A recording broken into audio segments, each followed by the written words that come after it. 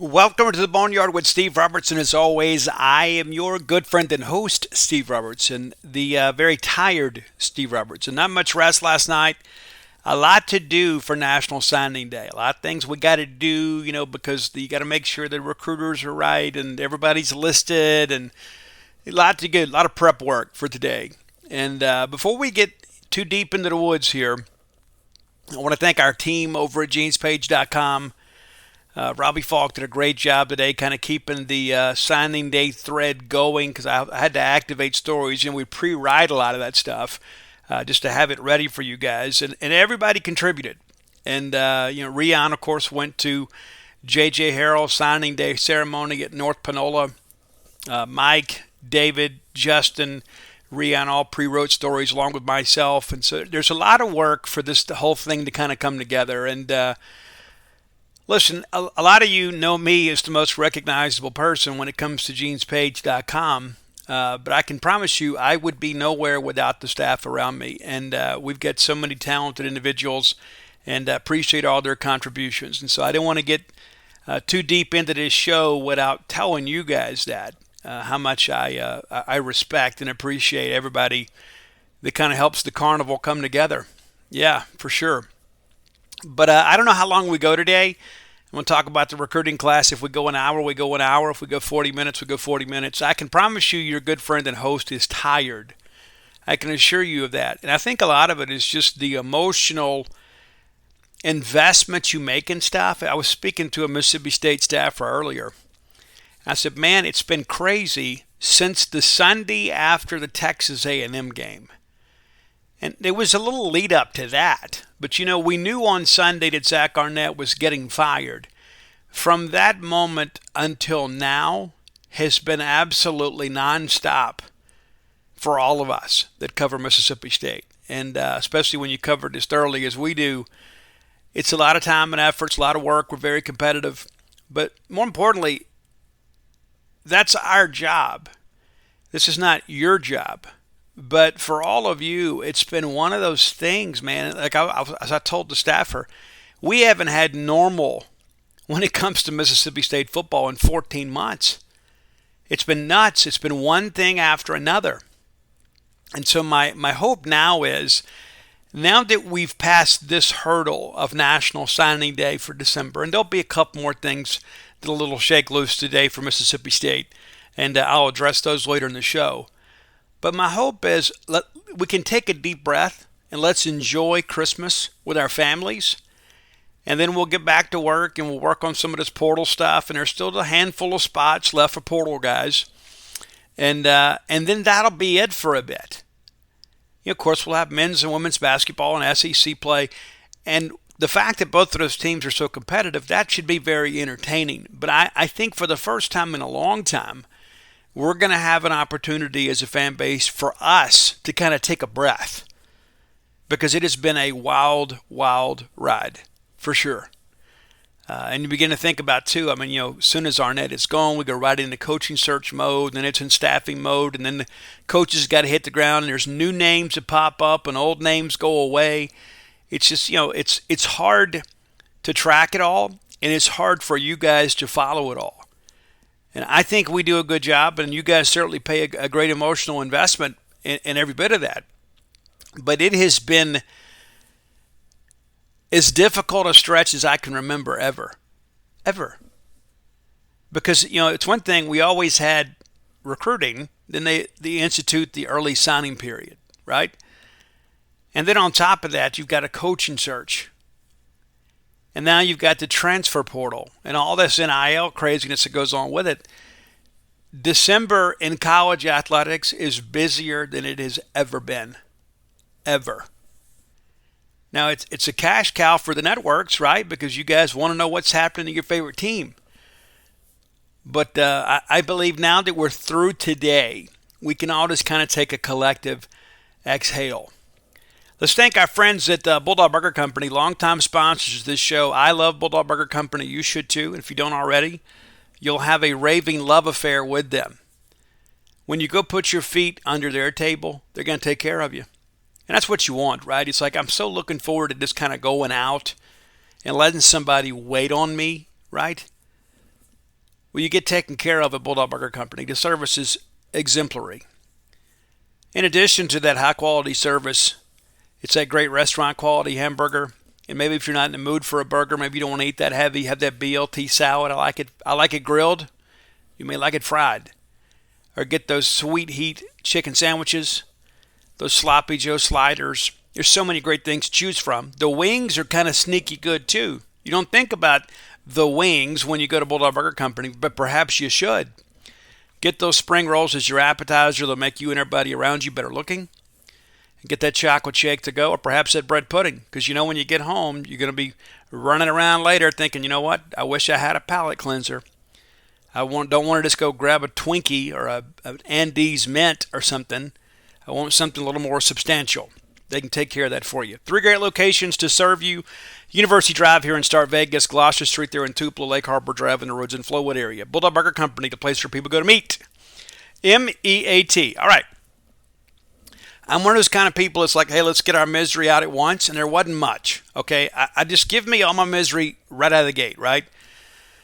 You know, the first news of the day was really the only negative thing that happened today on National Signing Day for Mississippi State. And listen, National Signing Day for a long time had kind of been a day that Mississippi State fans dreaded. Because even if you added 1 or 2 pieces, it was typically some kid flipping to Ole Miss or flipping to Louisiana Tech. Remember, thank you for that, Darius Barnes. But you understand my point. And so a lot of times these days are more endured than enjoyed. But I thought we could really enjoy today. But the first news of the day is Keaton Thomas wasn't committed to Mississippi State. He was committed to Baylor. And we thought, hey, let's try to flip him. We gave it a good run. And perhaps if we had been more engaged with him with the previous staff, we'd have got him. But we didn't.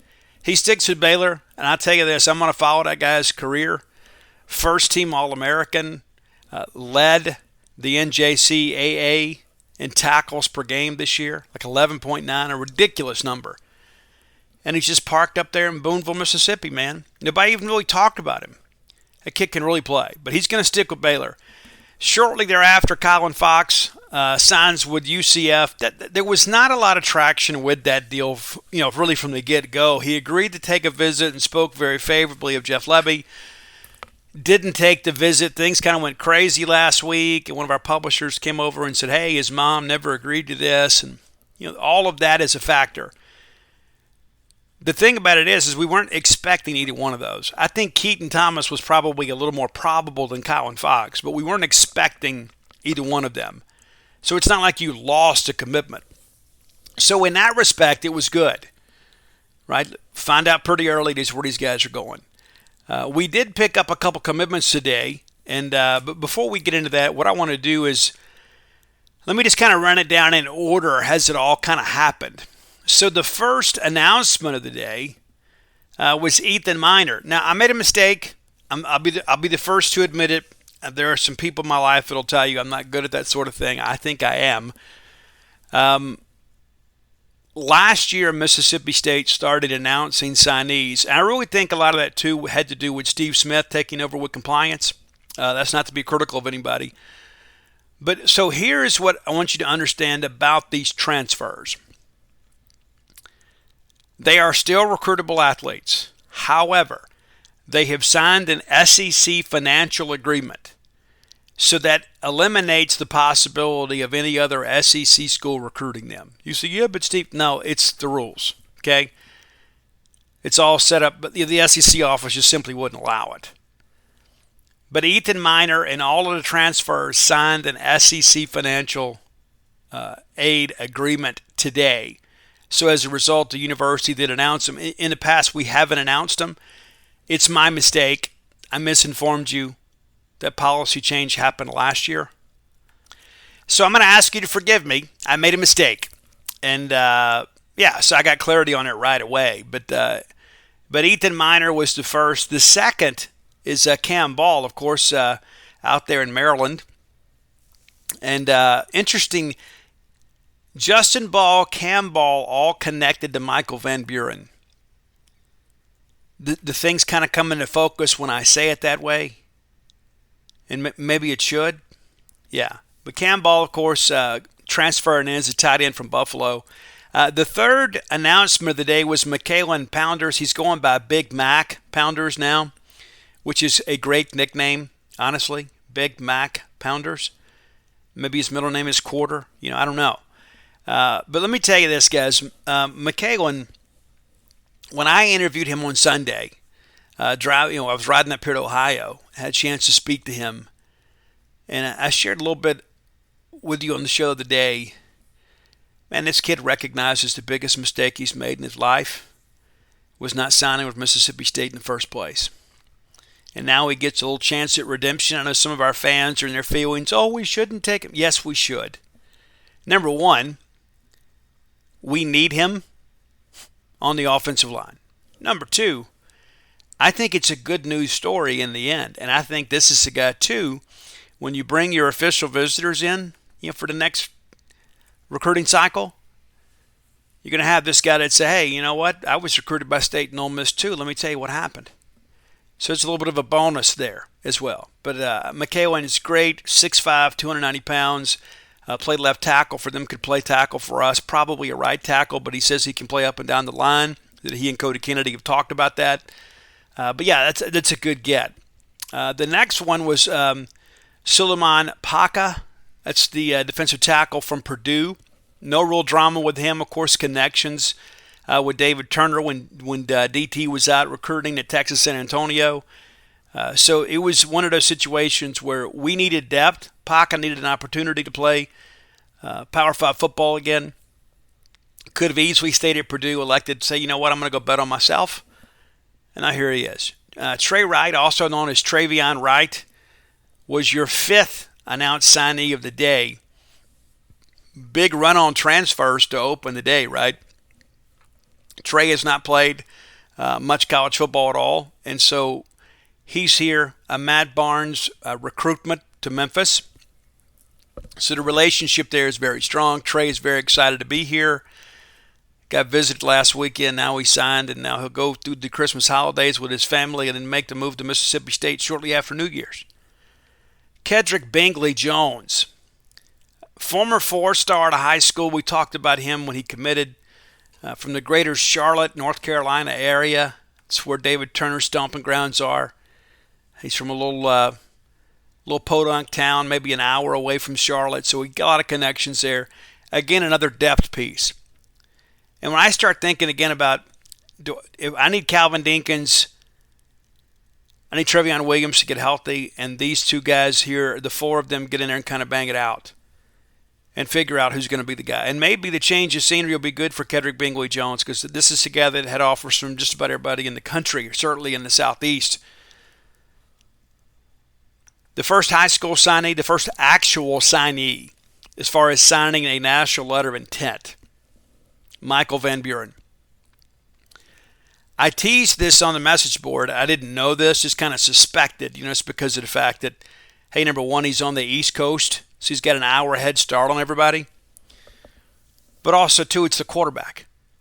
You want your quarterback to be first, right? And how fitting is it that Jeff Lebby's first signee is his quarterback, a guy that he came in and recruited and envisioned being a part of this Mississippi State offense moving forward. Michael Van Buren, of course, again, showing some leadership qualities all throughout his brief recruitment with Mississippi State, working hard on Stonka Burnside, on J.J. Harrell.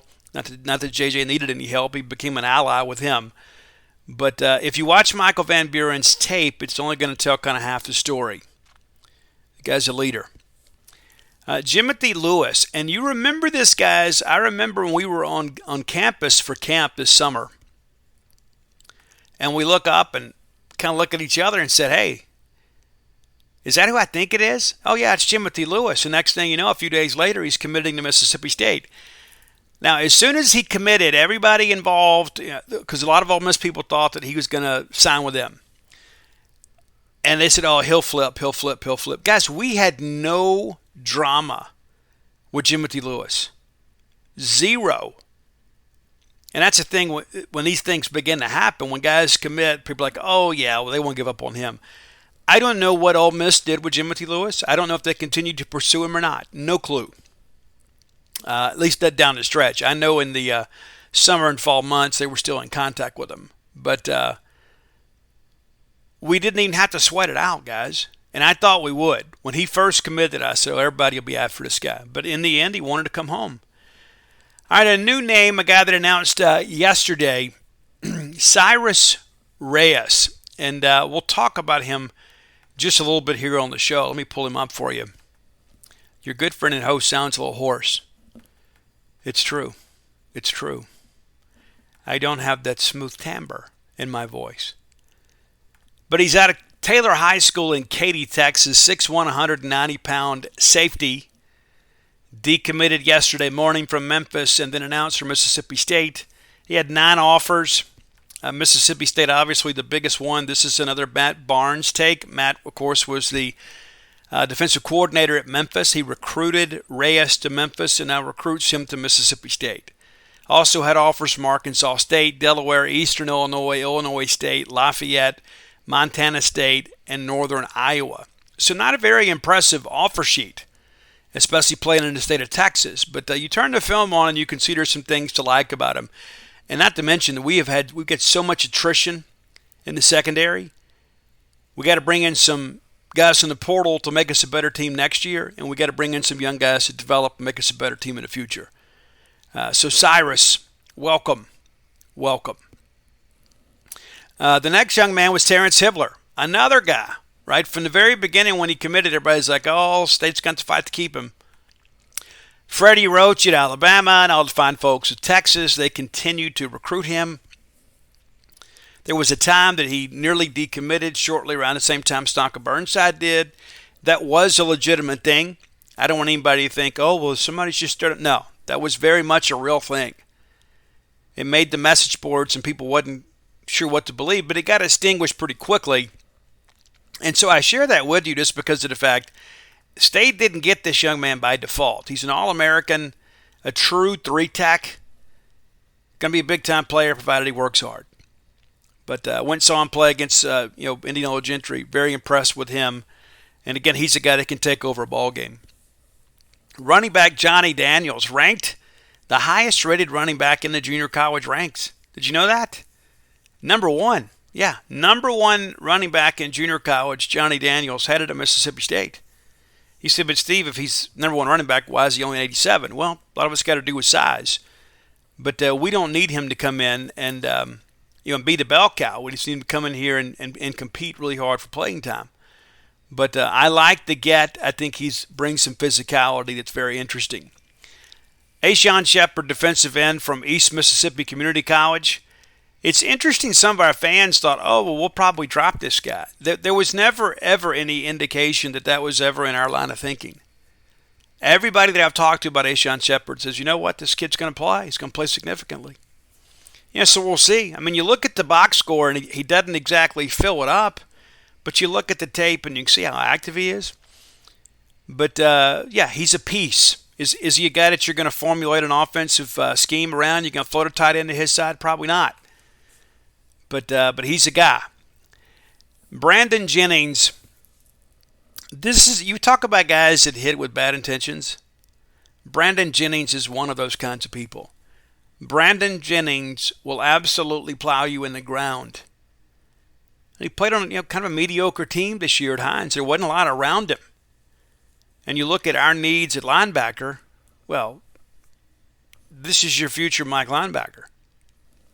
Brandon Jennings. And I can only begin to imagine if we'd had Ross, Keaton Thomas, and Brandon Jennings. But, I think Brandon Jennings is a great get. A lot of people, as soon as he committed, the negative people come right out. Well, Steve, he's bounced around so much. What's to say he won't change his mind again? He was committed to 3 different teams in high school. All I can do is tell you the people at Hines tell me that he's really grown up. He's been a great student, does what they ask him to do. So clearly he's matured. And he'll be here in January and, look to take over at the Mike linebacker spot. Xavier Gayton is a guy that I don't think enough people talk about. Xavier Gayton had a huge year at running back at Brookhaven. Is he a running back? Is he a safety? Is he a wide receiver? I don't know. I don't know what he is other than he's a football player. But nobody talks about this kid. Go just turn his tape on. You'll see for yourself. I know a lot of people are like, well, Steve, I don't really get into recruiting until they sign. Okay, cool. Now that this kid is signed, go look him up on Huddle. Just go dial it up and look at it. This kid's phenomenal. Played in the Bernard Blackwell Classic game. He's talented enough to play in the Mississippi Alabama All-Star game. But where do you put him, right?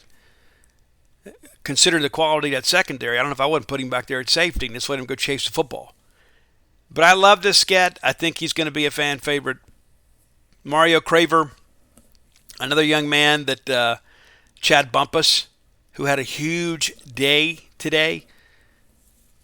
Chad had Mario Craver ready to commit to Mississippi State. We weren't even scoring points. And then Chad's able to kind of navigate through the coaching change and keep the kid engaged. And now here we are on National Signing Day. If that didn't tell you what a good job Chad Bumpus does as a recruiter, I really don't know what does. And I say that because this is an out-of-state kid. This isn't some guy that played at Tupelo or some guy from Starkville High School, some kid that grew up wanting to play for Mississippi State and Magnolia State. This is a guy from across the state line. And Chad kept him engaged. And all of a sudden, we make a coaching change of the offensive variety, and all of a sudden Mississippi State seems to be an even more attractive destination. That's a great job by Chad Bumpus. Absolutely amazing job by Chad, who I'm eager to see when it's all said and done in February where Chad ranks in the national recruiter list. First new commitment of the day was Elijah Cannon out of Coconut Creek High School down in Florida. When I first spoke to him, I knew he was coming. I don't know that he knew that he was coming. I know he wanted to come. He wanted to get up here and take the visit, and hopefully things would work out. Originally was going to be in Boca Raton, Florida, and there's a lot of worse places to spend your college days than that. A lot of bikinis down there. Just saying. But you know what? Got a great experience here for him at Mississippi State. Elijah Cannon, mid-level 3-star, ranked in 85. And that's a default ranking. I mean, you know it is. I mean, nobody took the time to watch that kid. I'm just kind of calling it for what it is. But this is a guy that Corey Bell believed in, got him to commit to Florida Atlantic, and now it's got him to flip to Mississippi State. TJ Lockhart, you know my feelings about TJ. TJ is going to be a guard at Mississippi State. Probably needs a year in the weight room. I can't wait to see what this kid looks like by the time we get to bowl practices next year. What he's going to look like after having, 5-6 months with Shad Williams in that strength and conditioning program. TJ Lockhart's going to be a monster because he's already big. But a lot of those guys that are big just kind of get out there and just kind of push and shove and kind of lean against the defense. No, not TJ. TJ will, he'll flatten out in the hips and fire off on you. He will. The second commitment of the day, and there may be a third later today, but we'll get to that, is Jatavius Johnson. The kids like to call him Boogie.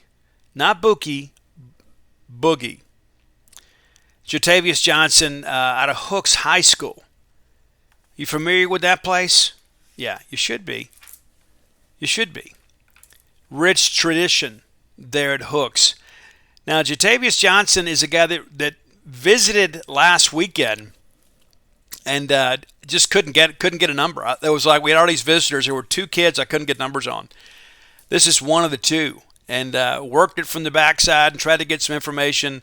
Knew that he was a possibility, but I didn't expect him to be a probability. But this is a young man that was at one point a Colorado State commitment. His profile hadn't really been filled out. I threw some things up there today just to kind of get him going. But yeah, this was a bit of a surprise to me. And again, when you don't have a chance to talk to the kids, sometimes it's difficult to know what they're thinking, right? But he 6'2", 180 pounds. You look at his tape, and I already have because I was so intrigued by him. He's played on both sides of football, but man, this kid absolutely elevates and high points of football. I think he's going to be intriguing. I really do. And he's rated an 87. I feel like that he is probably a guy that if you come in here and work hard, has a real opportunity. And listen, our DB recruiting, I'm going to be honest with you. I mean, I don't look at this and say, you know what, hey, these guys are going to be lockdown dudes. These guys got to come in and develop. And your coaches are going to have to coach them up. We all see it. it is what it is, right? But Jatavius Johnson, that's your second commitment of the day. Move State, a little bit closer to the top 30. Luke Work, there was never any doubt about Luke. Luke Work was born a Bulldog. It was just going to be simply a matter of would Luke have the size and talent to play at Mississippi State, because his heart's always been here. And I said this so many times before, it's just so amazing. It's just so amazing when young people get a chance to fulfill their dreams and play their favorite sport at their favorite school. It's amazing. And we went through this with David Johnson's son at Ole Miss. And sure, we wanted Eli to be a Bulldog, but Eli from Oxford, he's going to Ole Miss, right? Right? This Luke Work situation is similar to me. I root for people like that, even if they're not Bulldogs. When you get a chance to wear, the jersey you always ask for Christmas, and you get to wear the real thing and live that dream, and that's so very special, man. Luke Work also an All-American. What a dream! I remember his dad, David. You may not know this. Julie Bishop, you guys, the super fan Julie Bishop, her and her husband Ken, loved those folks to death. Julie is probably one of the most recognized Mississippi State fans in the fan base. Like if we're playing, it doesn't matter where it is, like the camera always seems to find her. But I remember when Julie Work Bishop, hit me up and said, "Hey, will you talk to my brother David? My nephew has got a chance to play college football." I remember I was doing it as a favor for Julie and Ken. And you set up the profile page, and little do you know that the guy ends up being a Bulldog. That's got nothing to do with me, but it's like that's how this stuff all begins. Somebody somewhere puts together a profile page or a highlight video and does an article, and all of a sudden we're celebrating this young man having a chance to live his dream, man. I'm so happy for Luke and David and Julie and Ken, the entire Work and Bishop families, man. They're very close, very special to me. And to see something like this happen is super, super cool. The next signee was announced was Marlon Martinez, who also took an official visit to Mississippi State over the weekend. He is the other guy that I didn't have a phone number for. I got phone numbers for everybody else, but those two guys. So we'll continue to work on that and see if we can't get some insight for you before these guys enroll. But Marlon was a guy that was highly recruited. 40-something offers, I believe, out of high school, picked LSU, has been primarily reserve. He does have maybe 6-9 starts under his belt, but he's got a lot of SEC snaps. This is a guy, obviously, that could come in here and compete. You say, but Steve, if he couldn't play at LSU, guys, LSU traditionally has one of the best offensive lines in the country. You don't think a two deeper there could help us here, even if he doesn't start? Yeah, it's a good get for us, and I think Cody Kennedy, as great a day as Chad Bumpus had, you got to mention Cody Kennedy in the same breath. Cody Kennedy did a great job kind of piecing this thing together here at the end. And then before we take our first break, it's tight end Justin Ball.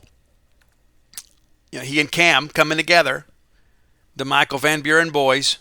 They probably wouldn't like to be referred to in that manner because consider they're older. But there is a connection with this entire group. And so maybe we can go out there and recruit in Crabland. How'd that be? I don't know if we can go out there and fetch players out of there or not. But I know this. I know that this combination of players worked well for us, at least on signing day. So hopefully that'll happen kind of moving forward. And so now we'll take our first break. No top 10 today. We're going to come right back and talk about your recruiting class. All right, next segment of the show brought to you by closewithblair.com. That's CLOSE with Blair, BLAIR.com. Blair is my friend, your friend in the mortgage industry. He's a friend to those in need. He's a friend to people that you're looking to buy a home, perhaps refinance a home. Maybe you just got questions about your mortgage. You don't know where to turn. Blair's got all the answers. 22 years of experience, guys. Back to back, top 1% close ratio in the country. You got a 5-star right here in central Mississippi looking out for you. Give Blair a call or text today at 601-500-2344. Again, that's 601-500-2344. Let him know you heard about him on the show. Blair's a Bulldog, owns a place up here, season ticket holder in multiple sports. All right, let's get back to your class. Tyler Woodard, of course, kind of removed all doubt yesterday. There really wasn't any question about where he was going to go. Darcel McBath and the guys recruited him out of high school, and then he ultimately landed at East Mississippi Community College. What's ironic, too, is when he didn't sign in December, he was still available late in February. Chad Bumpus actually took a swing at him when he was at Utah. And so a couple connections there. Tyler is a guy, too, that has done a great job at East Mississippi Community College. We needed a more veteran guy that can come in here and do some good things. And I can tell you, when I saw him at that 7-on-7 tournament back in the spring of his junior year over in Birmingham, he was the best defensive player on the field, without question. Now he's had a couple of years at junior college to kind of season the game a little bit. I'm eager to see what he can do, and he'll be here in January. Fred Clark out of Winona. Signed this morning, took a little while to get things processed, but Fred's good to go. All-state linebacker, state champion. Could he play early? Possibly, because Fred's a guy that's a little more game ready than most high school backers. Probably needs a year in the weight room to really get strong enough to handle the rigors of SEC play. But with us going out and getting a couple of JUCO backers and some guys that are already on the team now, that are just kind of developing. And, of course, J.P. Purvis will be back. Maybe you've got your starting backers, and then Fred can kind of understudy for a year, play in a handful of games to preserve the redshirt year. I'm a big Fred Clark fan. He's everywhere. Kelly Akari announced today, too. And, again, Kelly, what's interesting about Kelly, when everything came up, all these well-sourced reports, they're like, oh, I think he's going to go visit Auburn now. Well, that is absolutely out of the question now because he has signed an SEC financial aid agreement. So he is precluded from engaging in conversation with anybody else in the Southeastern Conference other than Mississippi State. Now, if Texas comes at him, then things could be different because he's still a recruitable athlete. There is nothing that binds a player to the school out of the transfer portal that prevents all other schools from recruiting him. But Auburn can no longer bring him in on a visit. So anybody concerned about that, you can go ahead and exhale now because you don't have to worry about Auburn being a factor with him late. And again, the only thing that officially ends their recruitment from all schools is their enrollment at our school. The next signing that came up was Kai McClendon. Of course, Kai joined the class on Sunday. Big 6'3", 300-pound defensive tackle. A guy that's also a power lifter. And so he's not just a guy that's been getting by on being bigger than everybody. He's also stronger than most of the guys that he faces and spent a lot of time O-line, D-line, really embraced defensive line this year. Became a first-team All-State selection. Played in the Mississippi-Alabama All-Star game. The question that I have is really, why are we just now hearing about him? I understand there's guys that are late bloomers, and most of his offers came late. I mean, Arizona State was involved with him, Georgia Tech, some others. But I think a lot of it's just because there were so many quality defensive linemen in the state this year. That's an important aspect of it, too. But I think Kai can be, when you think about, like, the Calvin Dinkins story. We ended up beating Florida for him late. I think Kai's cut from the same cloth. But we've recruited down on the coast. We went to see about Jeffrey Rusk at Pascagoula. So we've been through there at Gulfport. But not much really picked up with him until very, very late. And again, to give him credit for being a bit of a late bloomer, but probably a guy that should have been on our radar. And if not Mississippi State, certainly all of us in the recruiting industry. Blake Shapen from Baylor, of course, signed his SEC financial aid agreement. To hear Jeff Lebby talk, and I know it was difficult with the audio.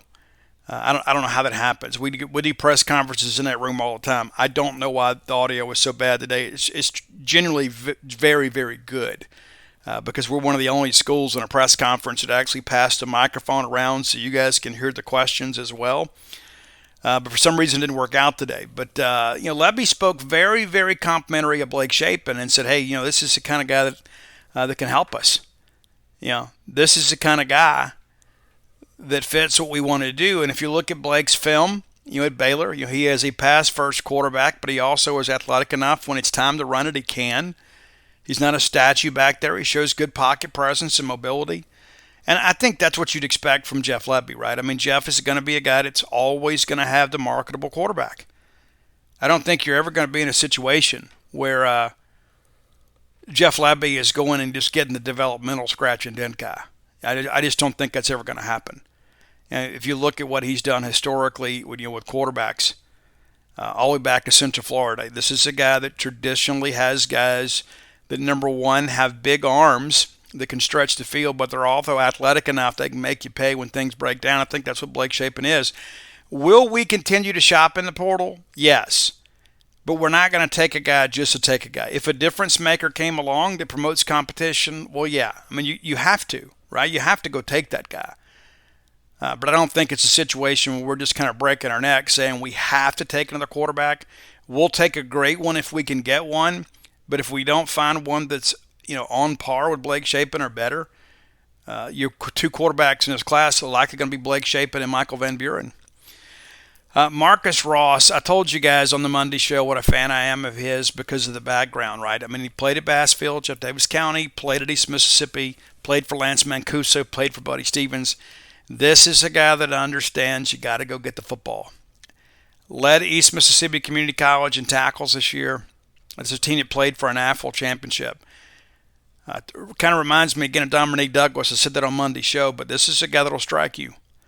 And in this league, this is a dude league, okay, especially on defense. You can talk about scheme, you can talk about fires, you can talk about pressure, you can talk about alignment. You got to have dudes on defense. Marcus Ross is a dude. As I mentioned on Monday, he's not a guy that's going to make headlines today. But once you put him on that field and turn him loose, I think you guys are going to be like, where did this guy come from? Marcus Ross, an outstanding football player. J.J. Harrell, it's ironic that he was the last signee announced before the afternoon, but a lot of that's got to do with the fact that he had the noon signing. Of course, his paperwork was already in. It was just a ceremonial thing at lunch. And Rion Young went up and covered for us, so we'll have some exclusive content as it relates to that. But JJ is a dog, man. And I think it's so interesting, and Frommer's working on a piece on this. JJ Harrell had options. And when Stonka Burnside decommitted, many people said, well, J.J. Harrell will be next. And he wasn't. A lot of people said, well, no, other schools will come in on him and they'll convince him he needs to look at some other opportunities. Well, he didn't. He goes, you know what, I'm just going to follow God's plan. And as long as Chad Bumpus is there, I'm good. And he told me when we talked, earlier this year, he said during the in-home visits, he said, I'm not going to be there without Coach Bump. And I think it's so sick. This is the Chad Bumpus we wanted, right? I know a lot of people are like, hey, Steve, we had some problems at receiver this year, and we did. I mean, to suggest otherwise, it would be disingenuous, right? I mean, yeah, so we've got to do a little bit better job with the group. But the haul that Chad Bumpus is bringing in this class from the wide receiver ranks is among the best in the SEC, which makes it among the best in the country. I'm not saying it's top 2 or 3 or 4, but the work that Chad Bumpus has done on the recruiting trail this year really validates him as a coach. This is a guy that knows what it takes to play in this league, what it means to wear these school colors, how difficult it is to play in a Southeastern Conference. I think he's kind of recruiting in his own image. And we mentioned the whole Stonka Burnside thing, right? Where's Burnside? Well, he's not going to announce to January the 3rd. Do we know if he signed somewhere today? We believe he did, but we don't know for sure where it is, and even if we did, we wouldn't tell you. We're going to let him have his moment on January 3rd. But how ironic would it be, when Stonka Burnside decommitted, a lot of people said, well, Stonka will lead JJ away from Mississippi State. How cool would it be if JJ leads Stonka back to Mississippi State? I think that's going to be the case when it's all said and done. So that leaves you, think, okay, well, Steve, that's great, Steve. Where are we? Well, and I'll tell you where we are. I'm hoping this thing will update because we've had a new signee. I don't know. There it is right there. Yeah, we've now officially announced Ja'Cory Whited from McAdory High School. So now we've got Ja'Cory officially in the class. That's great. So nothing to worry about there. Happy to have Ja'Cory. This is a guy that's a real tight end, guys. I mean, this is a real dude, okay? I've went and saw him in person. Or I'm not just whistling Dixie I'm not just giving you something that everybody's like, well, yeah, but Steve, no, no, I like this guy a lot, and it's one of those things too. Nothing ever beats the in-person eval, right? And you think you have a sense of how big Ja'Cory Whitehead is. You don't until you see him out there all padded up, running around, flashing in front of DBs. It's pretty nuts, man. It's pretty nuts. It's absolutely incredible when you begin to think about it. That's the thing that I think about is like guys his size don't move as well as he does. Now, he's got to get a little bit better catching the football. Now, his coach will tell you that this year compared to last year is not even close. It's not close, as far as, the quality of work that he's done with the jugs gun, kind of getting out there, putting in some extra work, doing some good things to just be a better football player, Yeah, I mean, that's just kind of part of the deal. But yeah, I liked him a lot until I went to see him. Then I absolutely loved him, and I thought, man, we've got to find a way to hang on to this guy. Now it only makes sense. Like when you look at the offer sheet, you say, well, Alabama offered in Florida State. Yeah, you go see him. That's the caliber of athlete that normally plays at those blue blood type programs. That's an important aspect of every bit of this. We talk about, kind of upgrading the tight end room. Yeah, this is what that guy does. I don't care what scheme you run. I don't care what offense you run. I don't care if your tight ends are blockers. I don't care if they're pass catchers or flex guys or whatever. This is a dude that can get things done. And I think that's one of the bigger things you got to think about. You've got to have some guys that understand how it all works. And I think Whitehead's a guy because of the fact that, number one, the program that he played at, and also, one of those deals where he's the kind of dude that can do some pretty special things with football. And you begin to think to yourself, how often do we get a chance to get somebody with this kind of potential at a position of need? Those are the things that I begin to ask myself. The state of Mississippi doesn't always produce people like this. And as you hear me clicking, I'm putting Ja'Cory Whitehead's video on his article. We do it when I got some highlight footage of him, and so we'll throw that on there because many of you, this will be the first time that you've seen it. So that's now out there. So Ja'Cory Whitehead is signed. We'll go ahead and flip him to signed while we're here on the phone together, and we'll talk about kind of what's next. In this class and kind of moving forward, because we still got some work to do, guys. We do. I mean, today is just the first day in a very elongated process, right? I mean, that's as simple as I can say it. It's not a destination. It's just kind of part of our journey. That's really the bigger issue, right? Many of these guys that we signed today not going to help us next year. And nor should they, right? I mean, they're guys just 1 year removed from high school. You don't expect to have a lot of these guys that just show up on campus ready to go spit fire and take on Alabama. It takes a little while to kind of ramp up to all that stuff. And so I share that with you because I think it's important to understand that in order for us to get better as a football program, we got to get some hits in the portal. And again, as I mentioned on Monday's show, we've gotten some pieces. But we need some difference makers, and we'll get to that in the next segment of the show. The one commitment that we have, or two, I told you guys that Matt Mayfield, I don't think he's going to end up being a part of the class. I haven't been told that officially or unofficially yet, but did not expect him to sign the day he didn't. Now, San Francisco McGee did. But we'll do the February thing. We thought Ja'Cory Whitehead was going to do the same thing, but they didn't do they didn't ask to delay the announcement. More times than not, they do that. And the fact that some people are mentioning, "Hey, we're not delaying this one," tells me that we're delaying something. Yeah. But San Francisco is in, but will announce in February with his teammates. He just wanted to be able to. He got teammates that really the recruiting process is just kind of beginning for them, right? They had a chance to take visits, and you get, junior college recruiting kind of happens in a month when it's all said and done. They track you all year and they talk to you and they offer you, but it all happens very, very quickly in the month of January. So Macomb is going to have more than Frisco sign a college scholarship. So he wants to share that moment with his friends. And we've had that happen before too. He isn't the first guy to do that. So it's not some big surprise, but they'll have the signing day ceremony. So when it's all said and done, and we'll count Frisco in the deal, you got 10 transfers in that have now signed an SEC financial aid agreement.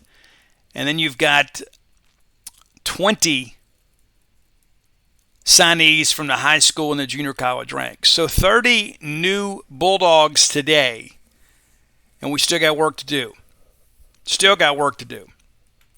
Seeing some new offers pop up all over the place about the, for the 2025 class. But we've got work to do in this one as well. And Jeff Lebby was asked about that. Kind of what's the priorities, with this group. And let me share with you a few highlights, if we can, about the, about Jeff Lebby's press conference. And we'll do it after the break. How about that? Let's take a minute or two, and we'll get that kind of fixed up for you. Let you know kind of what Jeff Lebby had to say, some of the things that that he shared with the media. All right, next segment is brought to you by Campus Bookmart, a Starkvillian institution. Man, we love Campus Bookmart. I was there last Saturday. The selection of Mississippi State merchandise is just really unsurpassed. A lot of people talk about the best selection. Well, they're pulling your leg. Campus Bookmart has the best selection, whether it be for your home, your RV, your pet, all the Bulldog fans in your life. You can get them all taken care of at Campus Bookmart. Today's the 20th, so you may have to go by in person to get some Christmas gifts, but we recommend you do that. Go by and see their smiling faces. But if you do want to order online, do so at campusbookmart.net. And by being a loyal Boneyard listener, we'll give you a phrase that pays. That is BSR, which stands for Beautiful Steve Robertson. That gets you free shipping on all orders over $75. Any order less than 75 bones, absolutely incomplete. All right.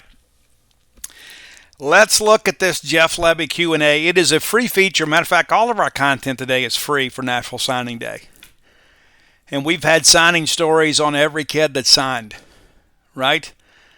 All right, so let's talk a little bit about, Lebby's comments about, really the first 3 weeks, man. He goes, it's been fast, it's been good. I'll take every bit of it. It's been humbling for all the support and everything that's gone into getting us to this point this morning. It's been really, really good. A ton of different people getting it done for us and moving the needle for us. We spoke a little bit about those guys from Scuba, right? We signed 3. Ashawn Shepard, Tyler Woodard, and, of course, Marcus Ross, who I think is the better of the 3 because of team need. And I think Tyler Woodard's got a chance, too. And Lebby says all 3 of those guys have a chance to come in and have an immediate impact. They play the game the way we want it to be played. You watch them, you see that immediately. We need to do a great job in the junior colleges in our state. There are great players here, always have been. For us to be involved there is important for us moving forward. That's a Rod Gibson tenet of the recruiting process, right, Rod? Of course, a junior college product himself from the Mississippi Delta Community College program, and then comes to Mississippi State, does some big things. Honestly, and some of you kind of see it the same way, I think that this offensive line class is a strength. When you look at the fact you got 3 high school players, one of which the highest rated player in your class is Jimothy Lewis. You got an Army All-American in Luke Work, and then you got TJ Lockhart, who was an all-state guy and also a state champion. He'll slide in and play guard for you. And then you factor in, you go get Ethan Miner, one of the top centers in the country. You get Marlon Martinez from LSU, a guy that will at least be a 2-deeper, probably a guy that will compete. And you factor all those guys in, with the fact that I'm missing a transfer. I apologize, and I don't think we're done there either, just so you guys know. I don't think we're done when it comes to transfers. But yeah, it's a good group, and there's another guy out there that's from a Big 12 program that you should kind of keep an eye on, for sure. But so they asked Lebby about that, about the offensive up, making that a priority. And, did you see that as an immediate need was the question. I did, and we did. I'm proud of our staff for having the day we've had today with our big guys. I love the guys we got in the boat today. All 6 of those guys have been serious about coming to state. That part fires me up as well. I feel like we've addressed that need and are in a good spot. I think that's a big part of things, too. You hear all these calls coming in. We are in a good place. And I think we're in a situation, too, where we can be a little bit selective in that respect. You add big McKalen Pounders in there. We talked about all the losses we had this year. That's a very significant situation. It's big. And you got to give Cody Kennedy a lot of credit for coming in and immediately getting to work in the portal and putting some of these guys together. Let's talk about, what has gone into these weeks to get this class together. Lebby says time, as much as we can possibly give it, just trying to make up for some lost time. That was important to us from a relationship standpoint, being around them and on FaceTime with them. So there's that connection. And one of the very first things that Jeff Lebby did the first couple days he was here was get on FaceTime with the recruits. And he had J.J. Harrell kind of being the champion for him. He mentioned J.J. specifically about how big J.J.'s been for him. And I think that's big. J.J. was huge, Lebby said. Another guy that was serious about coming to state, loves Mississippi State, wants to be here. His energy, his connection with guys has been incredible. Proud of that guy and what he's done and who he's going to be. Guys, just like Chris Parson last year helped keep this class together, J.J. Harrell did this year. And you always need that one guy. You need a captain, right? And that carries over.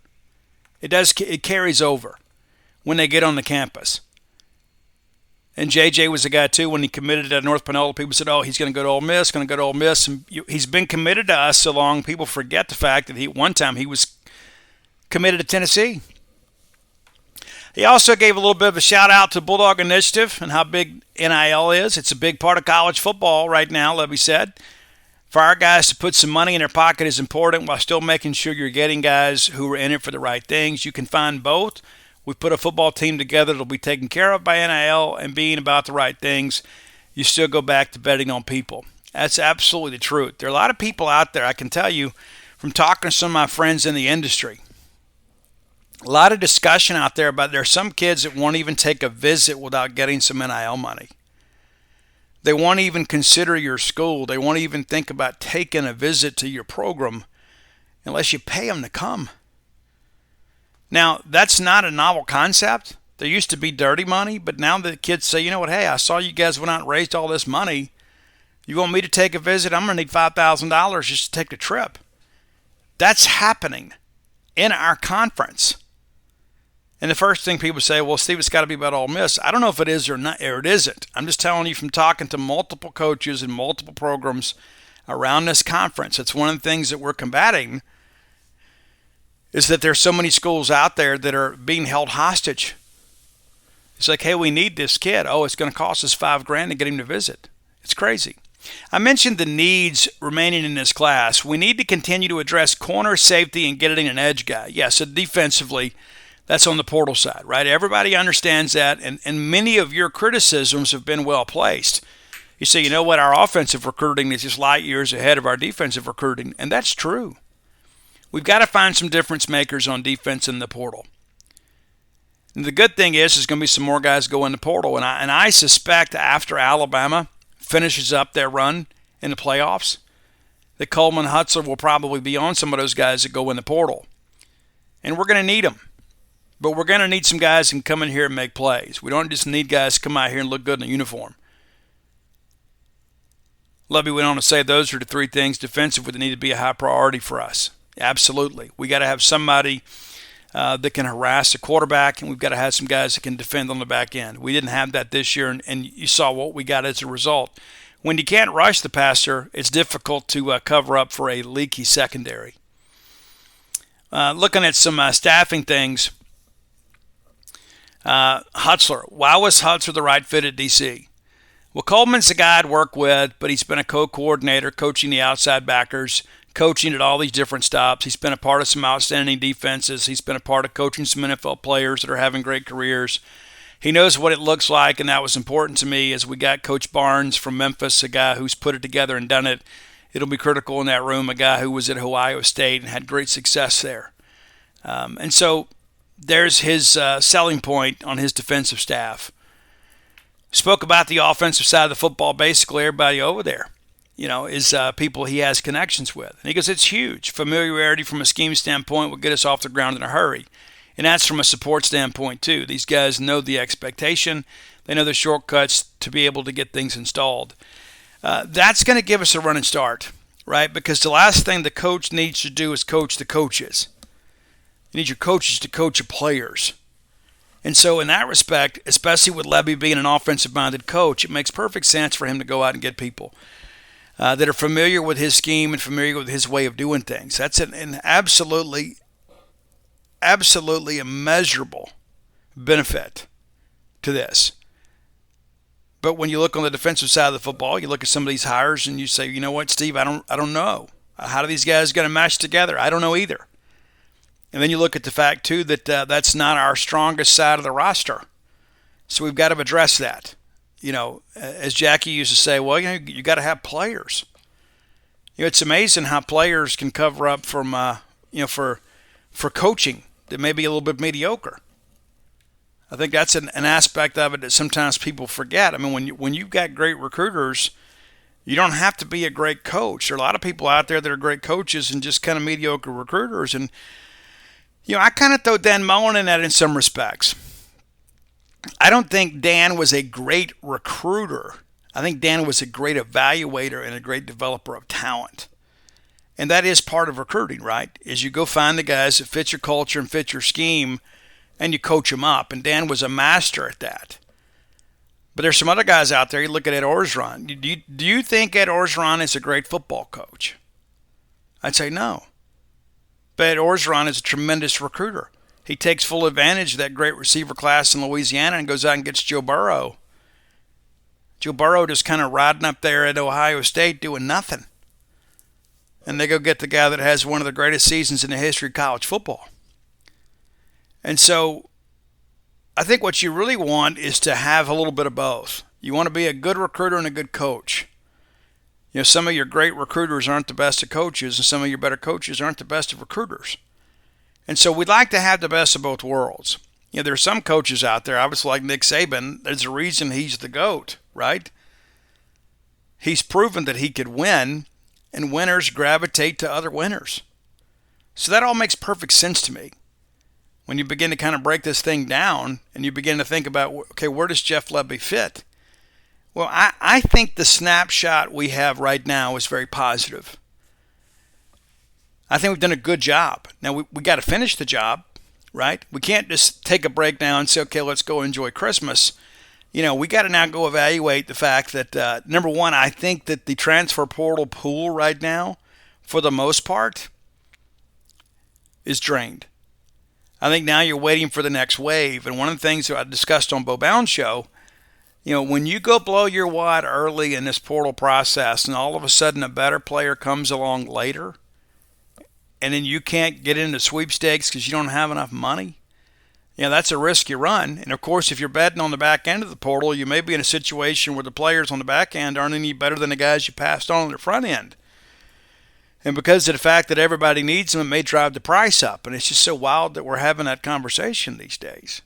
I mean, it really is. And that's an important aspect of every bit of this. I can't begin to imagine how toxic the culture is on the recruiting road right now. When you've got kids out there that won't even visit without getting paid. When you got kids out there, the very first question is like, hey, Coach, what's my NIL deal going to be? Not about, hey, what am I going to major in? Coach, is this jersey number available? Coach, how do you want to use me? Those questions are now secondary to, Coach, how much are you willing to pay me? And I'm going to be honest with you, I don't think you can win with those kids long term.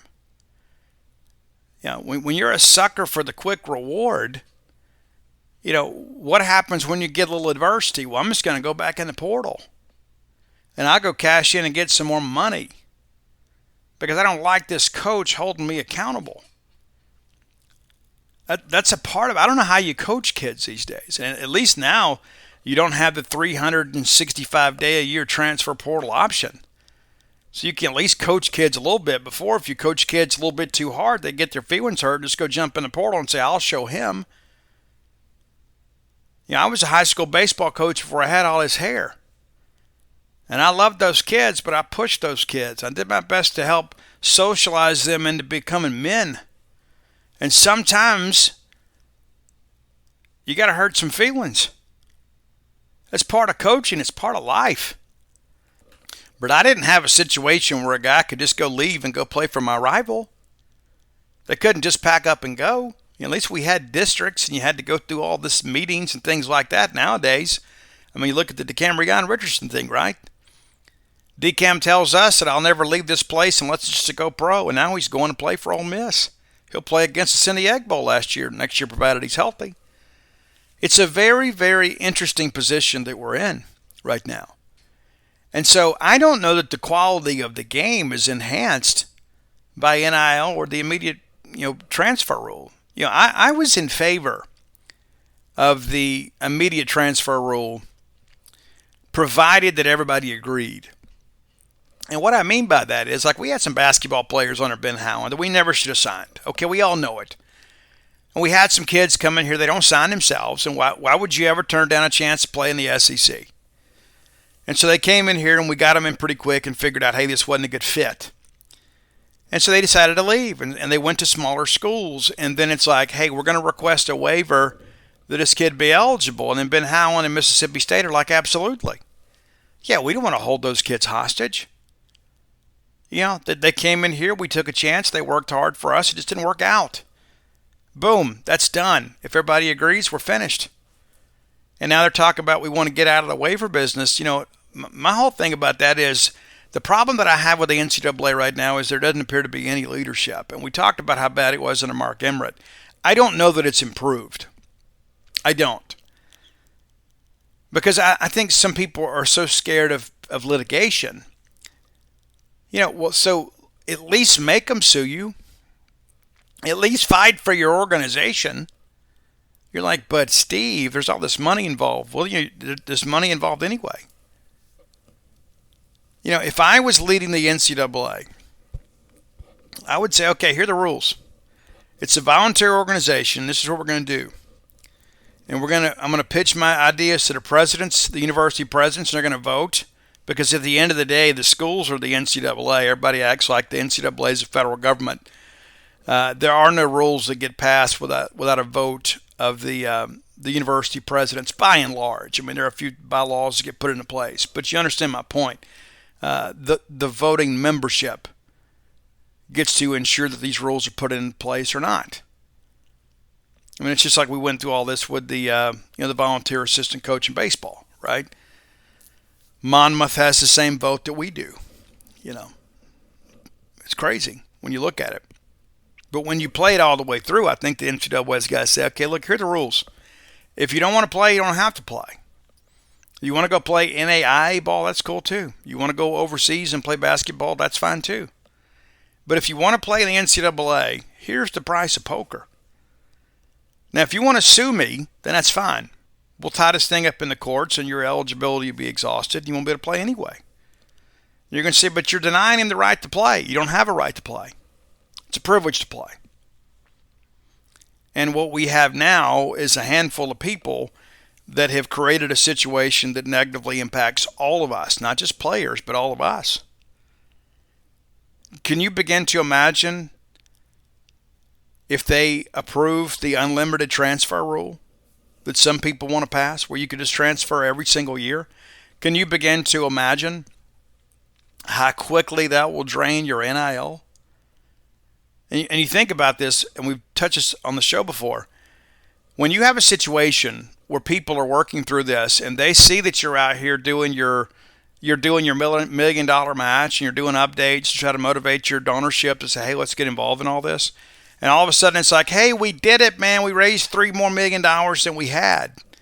Well, then all of a sudden that player that you thought was good is like, hey, I know I told you I'd stay for $20,000, but I see that you guys raised $3 more million. I'd like another 25,000, or I'm going to go get in the portal. So you have people holding you hostage. When Charlie Winfield gets to heaven, they need to let him use the escalator.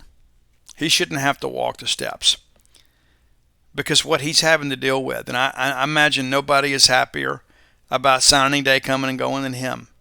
Now we just got to get through the portal, right? If we can get to January 3rd, then you don't have to worry about kids leaving.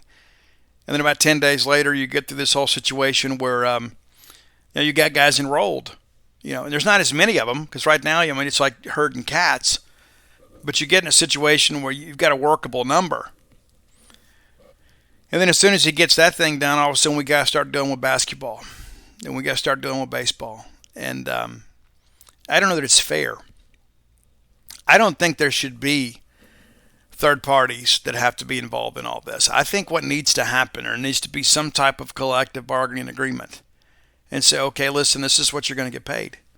Now, if you go get an NIL deal from a business and within spirit of the rule, then yeah, hey, you want to go sell your jersey? Yeah, you deserve to make some money on that. Oh, you want to go do a TV commercial for Subway or Popeye's Chicken? You deserve some money for that. But as far as us just writing you a check, I think that should go away. If we're going to write checks, the schools should be writing the checks. Shouldn't be me and you. Shouldn't be a situation where Charlie Winfield's having to handle all this stuff. I mean, I love that guy to death, man. Got so much respect for Charlie Winfield. My respect for Charlie cannot be measured. Love that guy, man. And you should too. And you should want to be involved as much as you can be. But that position shouldn't even exist. It shouldn't.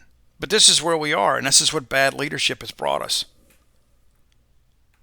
All right, final segment of the show brought to you by the Stark Vegas Clubhouse. Go visit the Stark Vegas Clubhouse online. Go right now, Google Stark Vegas Clubhouse. That'll take you to their Facebook. You can see all the great pictures. You can see everything, all the amenities that are available to you at the Stark Vegas Clubhouse, and they are immense. If you're bringing a large group to Starkville, I'd encourage you to stay at the Stark Vegas Clubhouse. Just convenience and the fact it's going to save you some money. Can you imagine how expensive it is getting 5 hotel rooms? What if you could get one house with 5 bedrooms? Everybody can have their own space and their own privacy, but you got these great communal areas where everybody can get together and watch TV and break bread together and cook together, have a drink together, go pal out by the fire pit together. All that stuff is very important. Time with family cannot be replaced.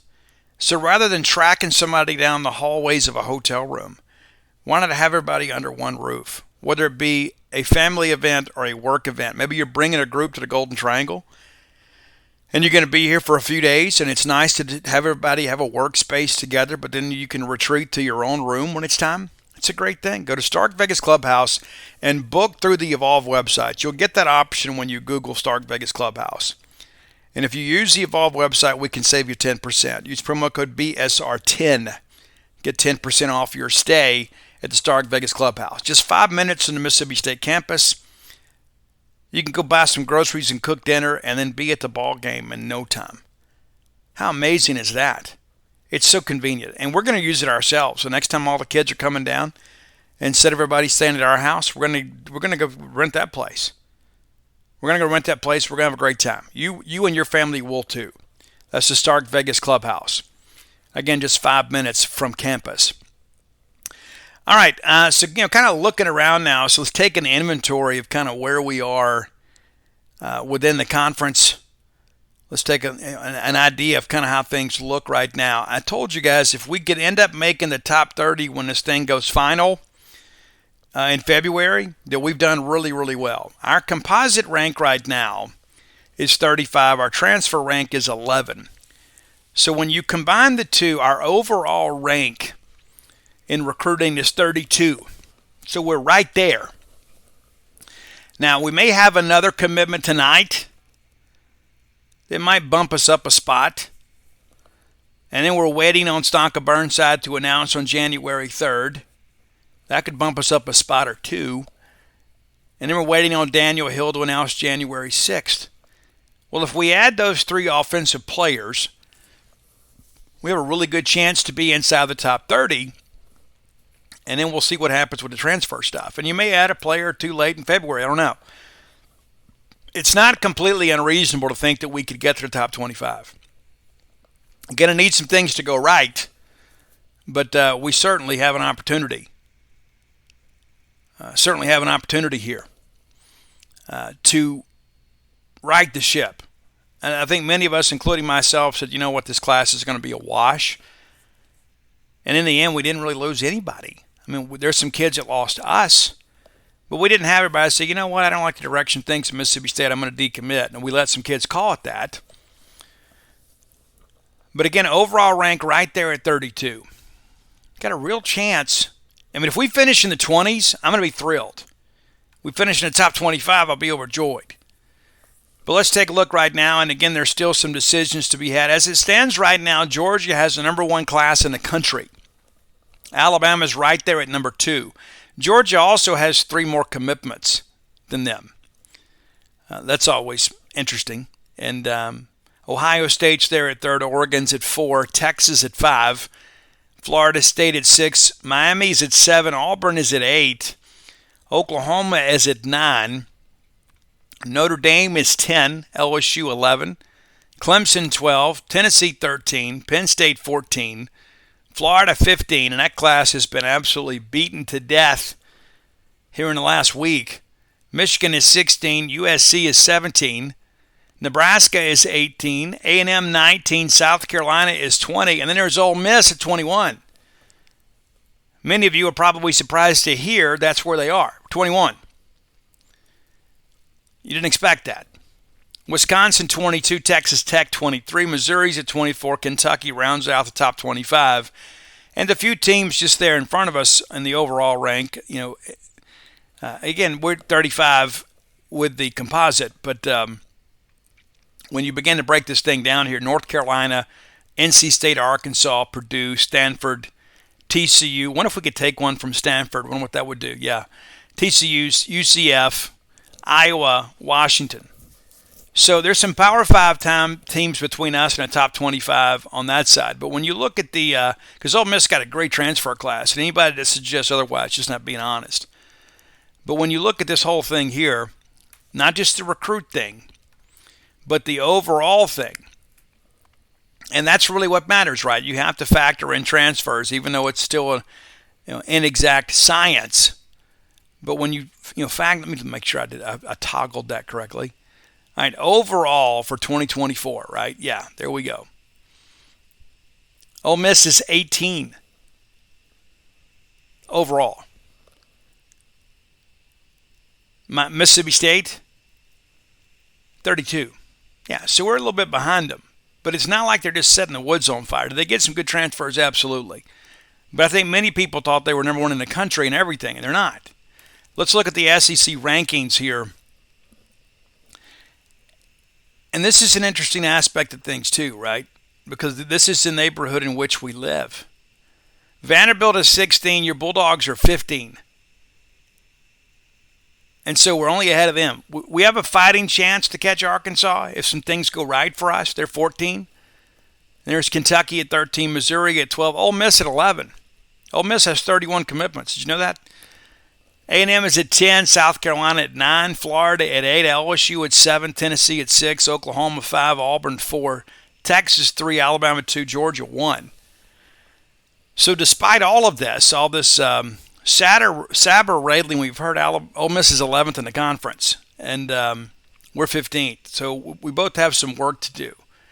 But it's so interesting, when you look at the actual numbers instead of listening to the rhetoric, you kind of get a better handle on things. People say, oh, well, they're just absolutely dominating us. They're ahead of us. There's no doubt about it. Are they having a better portal class? Yes. But when you look at the whole thing together,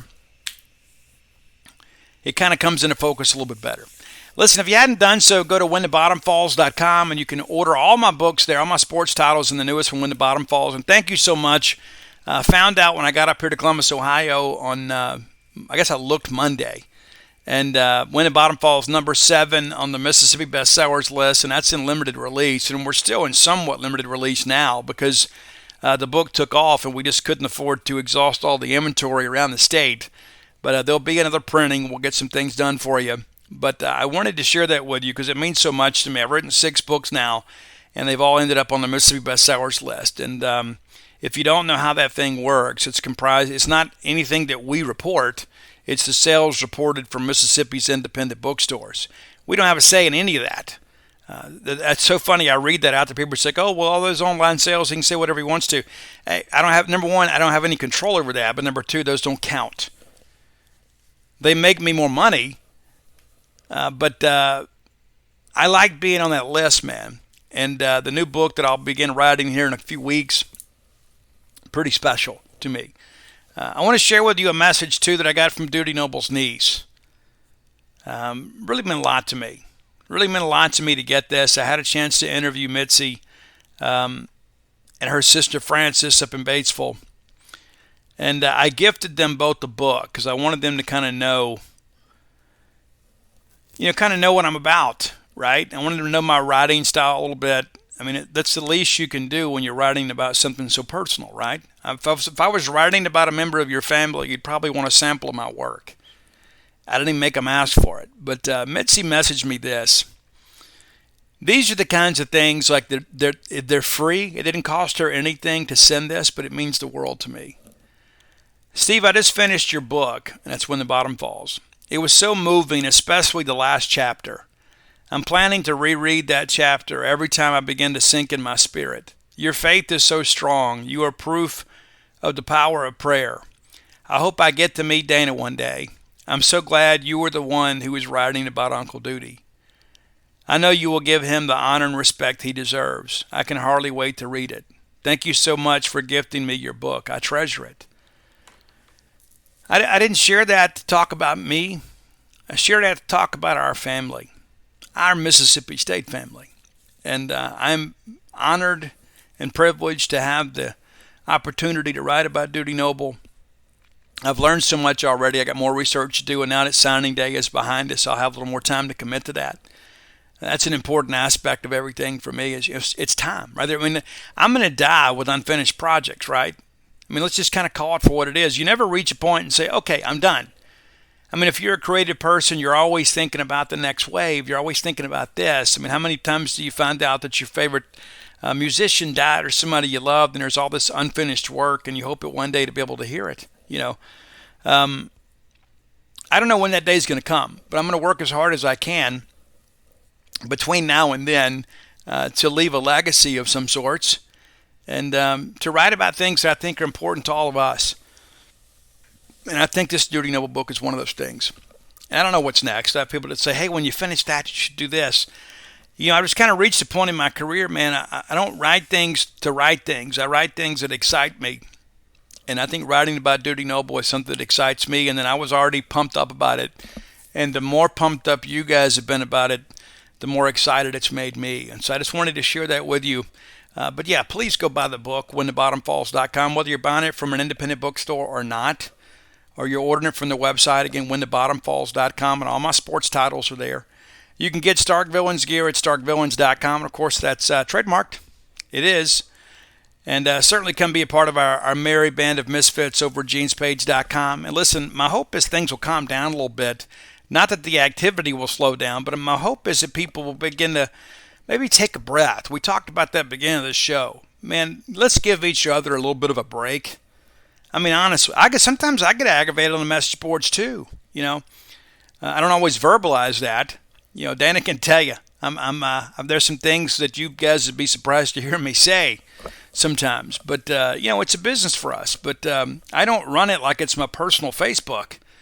But I also don't just ban people that I disagree with. There are some people that's like, I wish you'd ban these people. Well, what rules are they breaking? Because they don't agree with your opinion? We should all be so lucky in life that I don't have to deal with opposing viewpoints. I mean, come on. I learned that way. I don't know how you learn, but I'm not so stubborn to think that I've got the corner of the market on good ideas. I think that's an important aspect of things. Kind of have some humility and say, you know what, I may not have this exactly right, so maybe I should read or listen a little bit. I might learn something. That's how I try to look at it. And there are some things that I know that I'm right about, and I'm stubborn about that. But listen, I love our folks over at Gene's Page. Man, we've had a record year. Still got about 11 days left. Today's kind of our Super Bowl, and again, I'm just so incredibly proud of our team. and pleased with everybody's contributions. And wanted to get this show up for you. Friday's show will be back in Starkville. And I had some people reach out and say, hey, Steve, I think the sound quality's really good. Well, it's a little cheap headset I'm wearing. I don't know. Maybe I need to adjust where my microphone is at home. But listen, I'm so appreciative of all of you that listen to the show, that buy the books, that buy the merch, and certainly those that subscribe at genespage.com. It has been our life work, right? I mean, it was always my dream to be able to do this. And every day, I always think to myself, man, this is what I wanted. You know, it's like you get so caught up sometimes, and I get aggravated about this. This guy won't return my call, or what's going on with this, and I can't find out this information here. And you get aggravated, but you begin to realize this is the rat race that I signed up for. You know, and there's a reason you guys pay me to do it. You know, I've got a network of contacts that I've established all these years, and John Cohen used to laugh at me, and he says, I'm always so surprised at the people you can get on the phone. Sometimes I'm surprised at that myself. To be honest with you. But listen, I love each and every one of you. We'll be back on Friday, and then Saturday, if you are in the greater Starkville area, I'm going to be signing books downtown at Book Martin Cafe from 1 to 3. That's the last signing before Christmas. And so if you're in the Golden Triangle and you want to get books signed, I'm not going to be anywhere else. I've been in Ohio, and I'm ready to get home, to be honest with you. I'm relieved that signing day is now behind us, and we can kind of take a bit of a deep breath, all of us, not just me, but we work really hard to give you guys up-to-date information. And I can tell you it's a challenge, especially with the brand new staff, you know, because they've got relationships, and all of a sudden, you know, these guys pop up out of nowhere, and then you got to try to get a phone number, and sometimes nobody from your network has interviewed these people, and you got to try to find out what's going on with them. So yeah, it's a challenge, but it's also fun. I mean, it is. Especially when you know that we're all kind of fighting for the same information, and you want to get it out there first. You do, but you also want to be correct. And it's so interesting too that there's always so many critics. And I touched on it a little bit in the last show. It's always so interesting to me. There's so many people that have no idea what makes the needle move in our industry. You know, like I couldn't just like show up at in a lumber yard and say, hey, Bill, let's go do this. This will make us some money. Guys, I've been doing this since 1997. And I learn stuff all the time. I mean, when we made the merger to 247, their way of doing business was light years better than what we had at Scout. Now, at Scout, you know, we were beating them left and right. We're breaking news. We had a bunch of subscriptions, so we didn't have enough revenue streams to really make things happen. 247 had that. And so it made perfect sense. So we had to get there and kind of learn their new system. And it's been great. I don't want everyone to be anywhere else. It's been amazing. CBS has been fantastic to me. But I know what makes the needle move. And there are some other people out there that say, oh, well, there's this and there's that. No. There's a reason we've had a record year. And that's not to just pat myself on the back, but I've kind of sat back and watched some of the mistakes that other people have made over the years and said, hey, when I get in charge, when I get the keys to the car, this is what I'm going to do. And we're going to put our foot to the pedal, and we're going to knock the rearview mirror down. And we're going to see how far we can go and how fast we can get there. But listen, you guys have a great couple days. Enjoy getting to know these new recruits. We're going to reach out. Rion's already got a story on Boogie Johnson. We'll have that up for you soon. And I'm going to take a nap, I think. I know I'm going to go to bed early, but I may even take a nap and then go to dinner and then go to bed. I think that's what I'm going to do because I'm about that life. I am. And I hope that you are too. Listen, you guys have a great rest of your day. Until next time, let's all live our lives in a way we make more friends than enemies, and people can see a difference in the way we live.